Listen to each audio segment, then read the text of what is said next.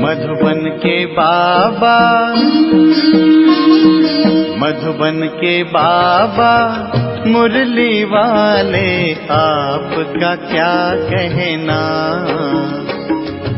आपका क्या कहना। ओम शांति। आज 3 मई 2023 के साकार मधुर महावाक्य हैं। आज मीठे मीठे बाप दादा बोले, मीठे बच्चे, ज्ञान के ठंडे छींटे डाल, तुम्हें हर एक को शीतल बनाना है।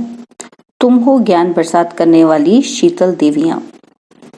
बाबा कहते, मीठे बच्चे, ज्ञान के ठंडे छींटे डाल, तुम्हें हर एक को शीतल बनाना है।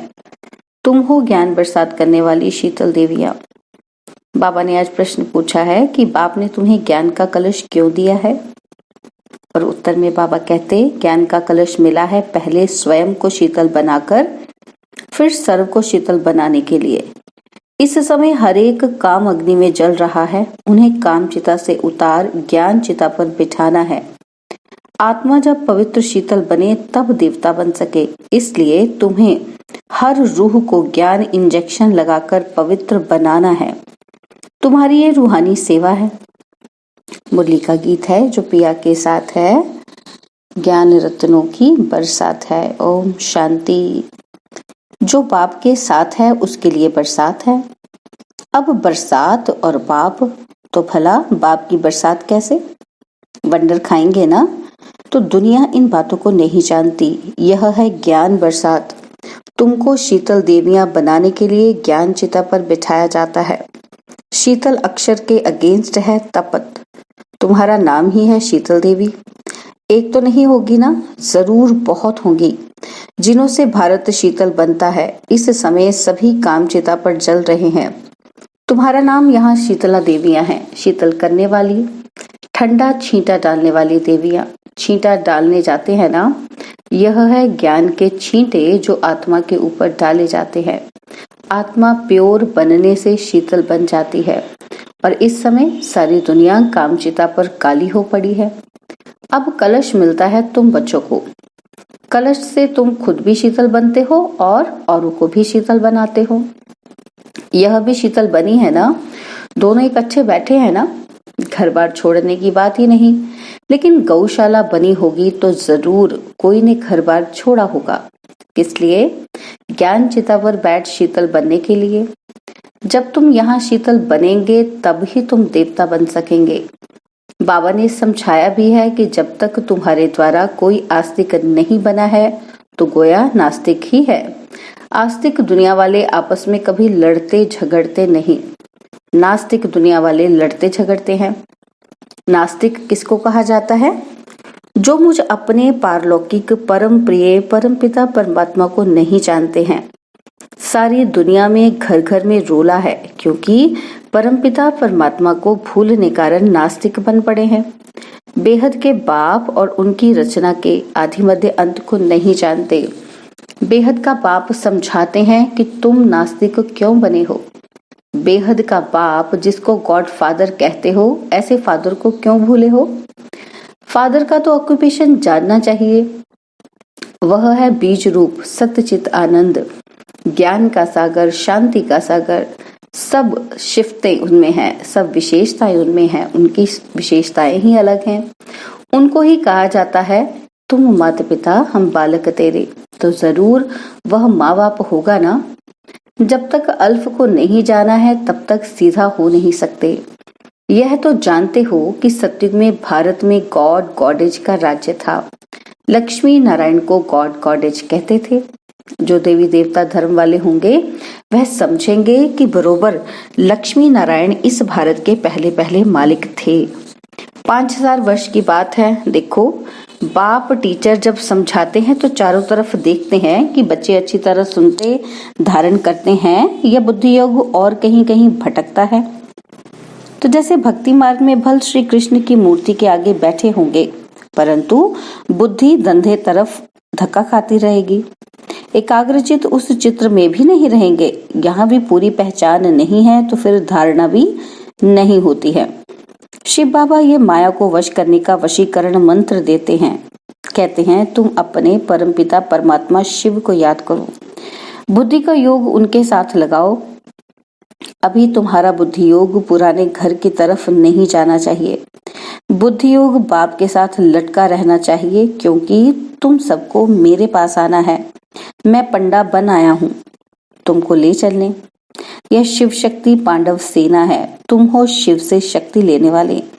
वह है सर्वशक्तिमान। तो लोग समझते हैं परमात्मा तो मरे हुए को जिंदा कर सकते हैं, परंतु बाप कहते हैं लाडले बच्चे, इस ड्रामा में हर एक को अनादि पाठ मिला हुआ है।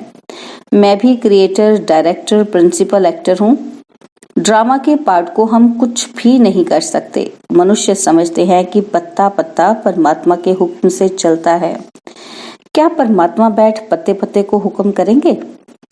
परमात्मा खुद कहते हैं कि मैं भी ड्रामा के बंधन में बंधा हुआ हूँ। ऐसे नहीं कि मेरे हुक्म से पत्ते हिलेंगे। सर्वव्यापी के ज्ञान ने भारतवासियों को बिल्कुल कंगाल बना दिया है। बाप के ज्ञान से भारत फिर सिरताज बनता है। तुम बच्चे जानते हो, दिलवाड़ा मंदिर भी ठीक बना हुआ है। आदि देव दिल वाला है, सारी सृष्टि की दिल लेने वाला, भक्तों की दिल लेने वाला एक भगवान कहेंगे ना, यह उन्होंने ही यादगार है। ऊपर में है देवताओं के चित्र और नीचे राजयोग की तपस्या कर रहे हैं। 108 बच्चे आसन लगाकर बैठे हैं शिव बाबा की याद में। उन्होंने ही भारत को स्वर्ग बनाया है। गांधी जी भी कहते थे कि नई दुनिया राम राज्य चाहिए, परंतु उस राम राज्य नई दुनिया में तो है पवित्रता, वह तो कर न सके। पतित सृष्टि को पावन बनाना यह तो पापा का ही काम है। कोई मनुष्य ये कार्य कर न सके। इनके लिए भी कहते हैं कि बहुत जन्मों के अंतिम जन्म के भी अंत में मैं प्रवेश करता हूँ, तो यह पतित ठहरा ना। जो पावन थे वही पतित बने हैं, फिर पावन बनते हैं। आप ही पूज्य, आप ही पुजारी। जो पुजारी भक्त बने हैं वह भगवान भक्तों को ही मिलते हैं। बाकी वह जो मुक्ति के लिए पुरुषार्थ करते हैं कि पाठ बजाने से मुक्त हो जाएं, परंतु मोक्ष किसी को भी मिलता नहीं है। भगवान कहते हैं मुझे भी मोक्ष नहीं मिलता, मुझे भी सर्विस पर आना पड़ता है, भक्तों को राजी करना पड़ता है। इस भारत को मालामाल बनाने, गवाया हुआ स्वराज्य फिर से देने, साल्वेंट बनाने मुझे भी पतित शरीर में, पतित दुनिया में आना पड़ता है। अनेक बार आया हूँ और आता रहूंगा। भारत को गुलगुल बनाऊंगा। ये है ही आसुरी दुनिया। उनको दैवी बनाता हूँ। जो जो मुझे पहचानेंगे वही वर्षा लेंगे। शिव बाबा कल्प कल्प भारत को वर्षा देने आते हैं। उनकी जयंती आजकल मनाते नहीं, कैलेंडर से हॉलीडे भी निकाल दी है। वास्तव में तो एक ही शिव जयंती बनानी चाहिए और सबकी जयंतियां मनाना वर्थ नॉट अ पेनी है। एक परमपिता परमात्मा शिव की जयंती मनाना वर्थ पाउंड है, क्योंकि वह भारत को सोने की चिड़िया बनाते हैं। महिमा उस एक की है। मनुष्य समझते हैं पतित पावनी गंगा है, फिर भी एक से राजी थोड़ी होते हैं। सब जगह भटकते रहते हैं, सिद्ध करते हैं कि बरोबर हम पतित हैं। ज्ञान का सागर तो एक ही परमात्मा है, जिससे तुम ज्ञान गंगाएं निकली हो। तुम्हारे ही नाम है सरस्वती, गंगा, यमुना। गंगा नदी पर भी मंदिर बना हुआ है। वास्तव में ज्ञान गंगाएं तुम हो। तुम देवता नहीं हो, तुम ब्राह्मण हो। गंगा के नाम पर देवता का चित्र भी रख दिया है। उनको तो पता नहीं है ज्ञान गंगाएं तुम शक्तियां हो। तुम अब मनुष्य से देवता बन रही हो इस राजयोग से। सच्चा योग यह है। बाकी तो सब अल्पकाल हेल्थ के लिए अनेक प्रकार के योग सिखलाते हैं। यह एक ही बाबा के साथ योग लगाने से हम एवर हेल्दी बनते हैं। अब बाप बैठ भारत को हेवन बनाते हैं। जब तक अपने को आत्मा परमात्मा का बच्चा नहीं समझा है, तब तक वर्षा मिल ना सके। और सब हैं ब्रदर्स। भारतवासी फिर कह देते कि हम सब फादर्स हैं, ईश्वर के रूप है, शिवोहम तत्वम। अब फादर्स जो सब दुखी हैं, उनको सुख का वर्षा मिले कहाँ से? कितना घोर अंधकार है। यही है रात, ज्ञान है दिन। ये सब बातें समझने की है। तुम बच्चे हो रूहानी सोशल वर्कर, वह है जिस्मानी सोशल वर्कर। तुम रूह को इंजेक्शन लगाते हो कि रूह प्योर बन जाए, बाकी तो सब जिस्मानी सेवा करते हैं। बाप बैठ समझाते हैं कितना फर्क है। तुम गॉड को याद कर गॉड गॉडेज बन रहे हो। भगवान खुद कहते हैं, लाडले बच्चे, मैं तुम्हारा गुलाम बनकर आया हूँ। अब मैं जो कहता हूँ सो मानो। उसको श्रीमद् भगवत कहते हैं। ऊंच ने ऊंच वह है। कोई कहे ब्रह्मा जयंती ऊंच है, बिल्कुल नहीं। ब्रह्मा विष्णु शंकर को बनाने वाला, उनसे कार्य कराने वाला शिव बाबा है, नहीं तो नई सृष्टि कैसे बने। सबसे ऊंच जयंती है ही त्रिमूर्ति शिव की। शिव आते ही हैं ब्रह्मा विष्णु शंकर के साथ, तो उनकी ही जयंती मनाई जा सकती है। आजकल तो कुत्ते बिल्ली सबकी जयंती मनाते रहते हैं। कुत्तों को भी कितना प्यार करते हैं। आजकल की दुनिया देखो क्या है। कहेंगे सतयुग में ये शेर आदि नहीं होंगे, कायदा नहीं कहता। सतयुग में मनुष्य भी बहुत थोड़े होंगे, तो जानवर आदि भी थोड़े होते हैं। बीमारियां भी पहले इतनी थोड़ी ही थी, अभी तो कितनी ढेर बीमारियां निकल पड़ी हैं। तो यह जानवर आदि पीछे वृद्धि को पाते हैं। सत्य में गायें भी बड़ी अच्छी होती हैं। कहते हैं श्री कृष्ण ने गौएं चराई। ऐसे नहीं कहते कि सतयुग में ऐसी फर्स्ट क्लास गायें थी। देवताओं के लिए वहां हीरे जवाहरों के महल होते हैं और यहाँ है ठिक्कर भित्तर के। ये सब समझने की बातें हैं। जो समझ जाएंगे वह कभी स्कूल छोड़ेंगे नहीं। एम ऑब्जेक्ट समझने बिगर कोई आकर बैठे तो भी समझ नहीं सकेंगे। जहां भी सत्संग में जाते हैं वहां एम ऑब्जेक्ट कुछ होती ही नहीं। यह तो पाठशाला है, पाठशाला में जरूर एम ऑब्जेक्ट चाहिए ना। तुम एम ऑब्जेक्ट को जानते हो। जिनकी तकदीर में नहीं होगा उनकी बुद्धि में ज्ञान कभी टपकेगा ही नहीं। जीवन मुक्ति में भी थोड़े आएंगे, पिछाड़ी वाले स्वर्ग में आ ना सके। अच्छा, मीठे मीठे सिक्किलधे बच्चों प्रति माता पिता बाप दादा का याद, प्यार और गुड मॉर्निंग। रूहानी बाप की रूहानी बच्चों को नमस्ते।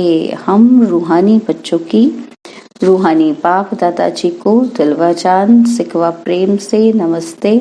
ओम शांति। प्यारे बाबा, मीठे बाबा, मेरे बाबा, शुक्रिया बाबा, शुक्रिया बाबा, शुक्रिया बाबा। धारणा के लिए मुख्य सार है। पहला पॉइंट है, बुद्धि योग सदा एक बाब में लगा रहे। पुराने घर पुरानी दुनिया में बुद्धि ना जाए, ऐसी एकाग्रचित अवस्था बनानी है। और सेकंड पॉइंट है, बाप की सर्व शिफ्तें यानी कि गुण स्वयं में धारण करना है। हर आत्मा पर ज्ञान की छींटे डाल उनकी तप्त बुझाए शीतल बनाना है। बाबा ने आज वरदान दिया कि हर आत्मा से आत्मिक अटूट प्यार रख, स्नेह संपन्न व्यवहार करने वाले सफलता मूर्त भव। हर आत्मा से आत्मिक अटूट प्यार रख, स्नेह संपन्न व्यवहार करने वाले सफलता मूर्त भव। जैसे बाप के प्रति अटूट अखंड अटल प्यार है, श्रेष्ठ भावना है, निश्चय है, ऐसे ब्राह्मण आत्माओं से आत्मिक प्यार अटूट और अखंड हो। किसी के भी कैसे भी संस्कार हो, चलन हो, लेकिन ब्राह्मण आत्माओं का सारे कल्प में अटूट संबंध है, ईश्वरीय परिवार है। बाप ने हर आत्मा को चुनकर ईश्वरीय परिवार में लाया है। यह स्मृति रहे तो आत्मिक प्यार अटूट होने से स्नेह संपन्न व्यवहार होगा और सहज सफलता मूर्त बन जाएंगे। स्लोगन है, अंतर्मुखी वह है जो जिस समय चाहे आवाज में आए और जिस समय चाहे आवाज से परे हो जाए। अंतर्मुखी वह है जो जिस समय चाहे आवाज में आए और जिस समय चाहे आवाज से परे हो जाए। ओम शांति। और अब यह एक बहुत अच्छी वीडियो भी जरूर देखें।